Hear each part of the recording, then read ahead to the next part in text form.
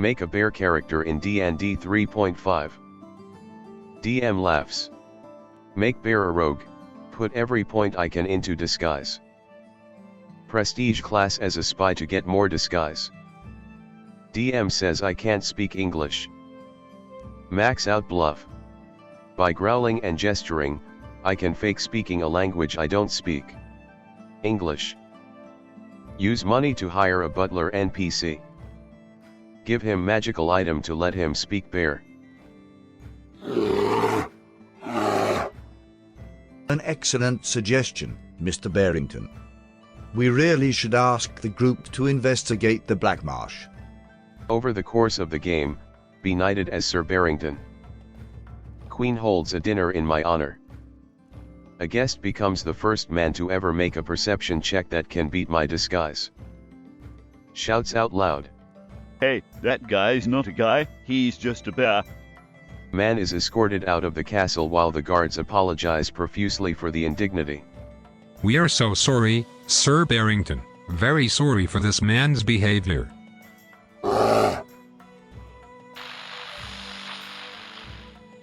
At one point, I had a campaign revolving around the adventurers being hired by the Grand Vizier of Circean to sabotage a royal marriage between the Circeanian and Delian royal families. When they got to the cathedral where the wedding was to be held, the barbarian bludgeoned the princess of Delia on sight. Fortunately, no one saw and they were able to drag the body into the bride's quarters and hide it. A servant then knocked on the door, informing them that the wedding was about to begin. Oh shit.png. It ended up with the team's bard using a disguise kit to make himself look like the princess of Delia.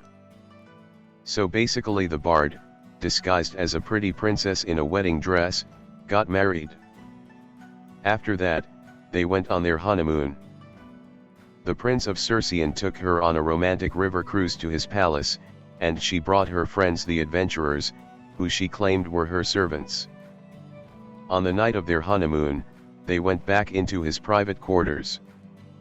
It was here that he finally discovered that the bard was not, in fact, his wife, when he squeezed the bard's left fake breast. With the illusion shattered, the party finally slit his throat, made it look like an accident, and got the heck back to the Grand Vizier, who was now effectively king of the world, and collected their cash. When I asked the bard why he didn't kill the king/prince in the first place, he just awkwardly smiled and shrugged.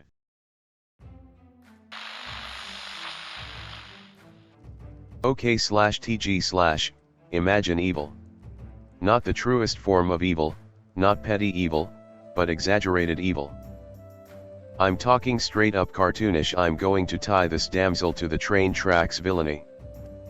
I'm talking Dick Dastardly mustache, Snidely whiplash attire, and Dan backslide declarations.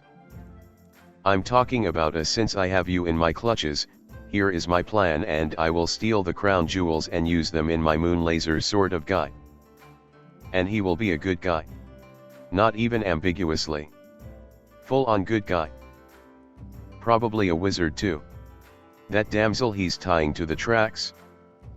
Head of a cult that has killed before and will again if he can't get their next meeting place out of her. That jewel he's stealing? Belongs to an evil millionaire and will power a moon laser used to somehow stop natural disasters. Telling the people about his plans. Well, he's an honest guy. He will act suspicious any chance he gets, he will loudly proclaim his hatred of various things in the hammiest way possible. And he will pepper his speeches with forbidding phrases and anecdotes that are, honestly, completely harmless. He will be the most villainous hero I will have ever played. But I don't know if I can play him. I don't know if I can do this idea right.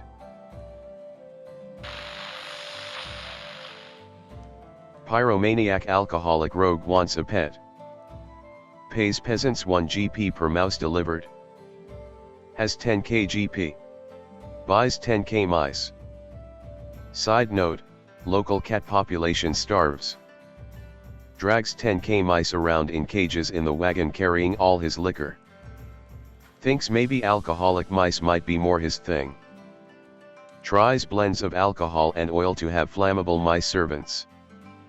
Skip forward to an interaction with a local merchant who is suspected of having connections to local bandits. Party begins diplomatic interrogation. Rogue bursts into the shop. Nobody panic, but I lost all the mice.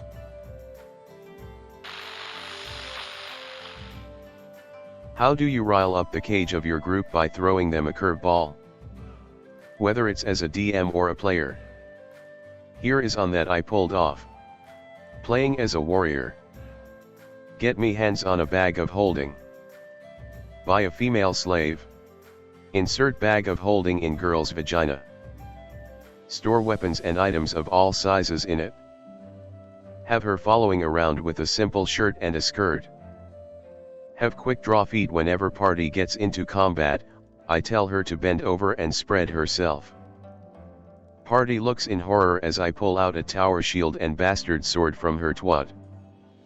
Situation check puts the party and enemies as flat-footed at what they just saw as my char gets first attacks on enemies.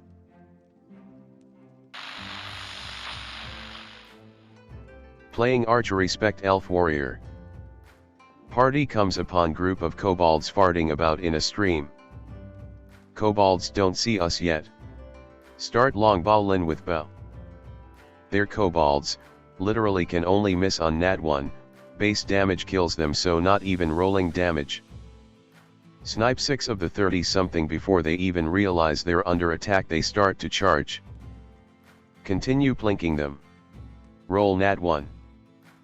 DM has me roll D100 to see how bad it is. Roll nat 100. Shoot cleric in back of the head somehow. Roll hit nat 20. Roll confirm nat 20. Roll damage max DMG. One shot cleric with my magical loop-de-loop arrows. Well fuck. Continue plinking kobolds. Last kobold, they're not even to us yet. Roll nat 1. Roll D100. Roll nat 1. Shoot self in balls. Roll hit 19. Roll to confirm nat 20. Roll damage max damage. One shot myself with my magical loop-de-loop arrows in the balls. Go Bard go. Cannot hit kobold for some reason. Half hour and 19 turns later kobold kills LVL8 Bard. One kobold wiped 3-man party, in LQing LVL16 warrior.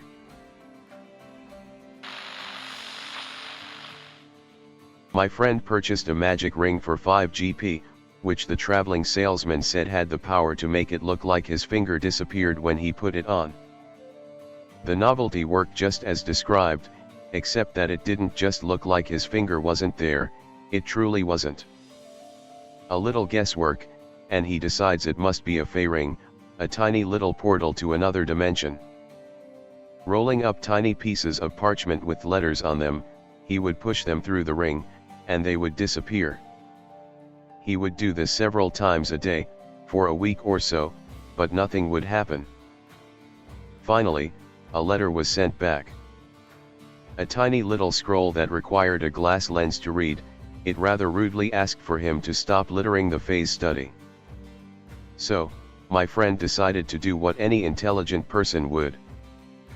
He threw the ring into the bottom of a lake.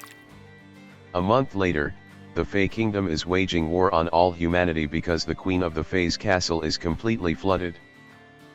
And the merfolk tribes that lived within the lake are waging war because some foul sorcery has dramatically reduced the amount of water in the lake and continues to do so. Hundreds of people die or are enslaved each day, and no one seems to know where the source for all these troubles came from. Most people are blaming the druids, who are being hunted and killed, all while the sacred groves the druids were to protect are razed and destroyed by the supernatural war. Our adventuring party, deciding that we couldn't stand to see all this happen, moved into the next region, away from all the chaos.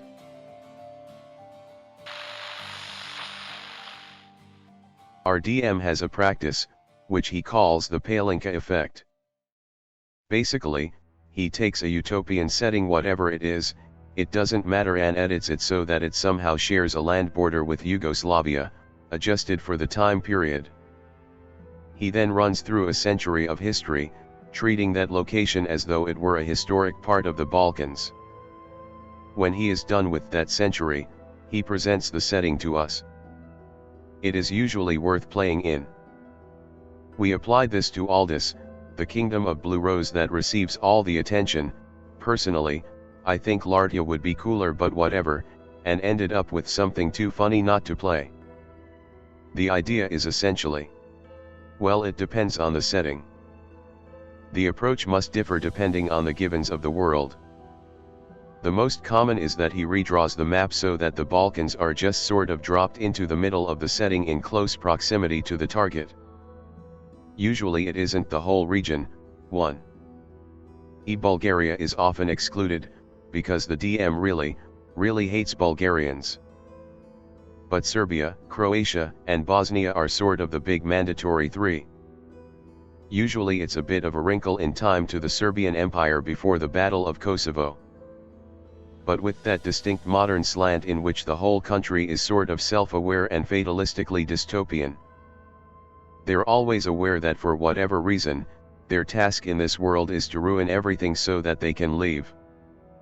Kind of like an evil, larger scale quantum leap.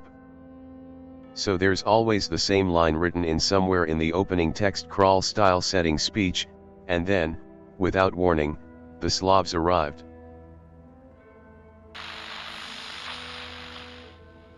This wasn't so much awesome as it was horrifying and unfortunate.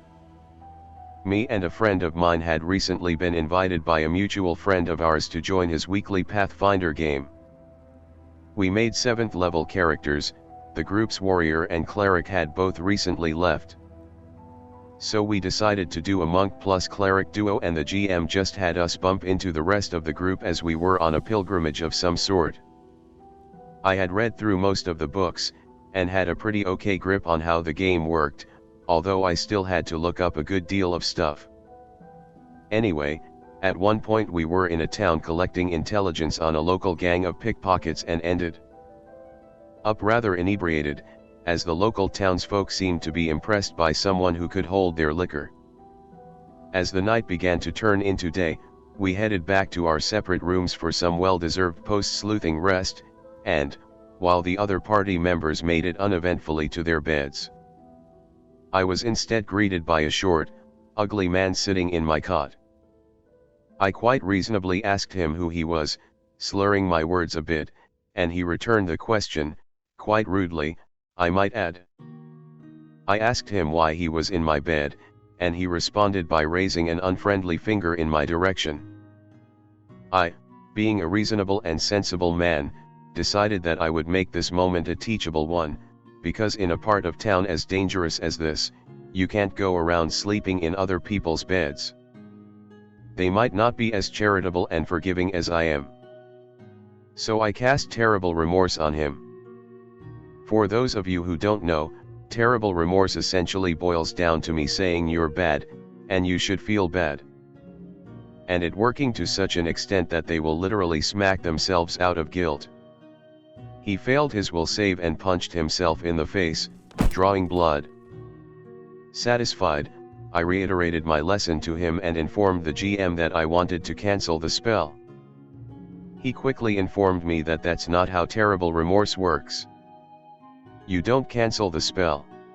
They succeed their will save, or they don't. And the spell lasts until the duration is over. He hit himself again. His nose is crooked now. I ran over to him and tried to grapple him, failing my roll, probably due to being extremely drunk.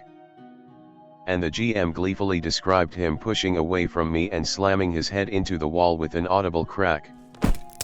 This went on for a few rounds, me trying as hard as I could to get my uncooperative fingers around this guy's arms to keep him from harming himself further. And him easily slipping past me and damaging himself in horrendous ways.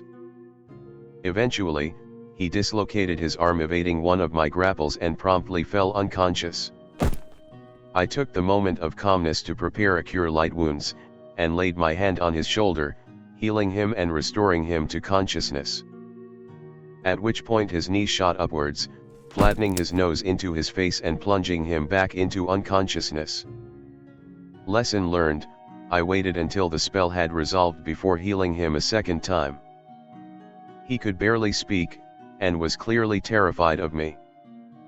He bolted out the door as fast as his crooked legs could carry him, and I let him go. What could I do? Chase him down and heal him again? Besides, I'd have no idea where to find him, unless he returned to my room again, which seemed unlikely after the events of the night. I decided to think about it again when I next had a clear head, and settled down for the night. When I awoke, with a splitting headache, my GM had me roll a perception check. I rolled relatively low, but still apparently high enough, because my GM said to me next. You realize that this isn't your room.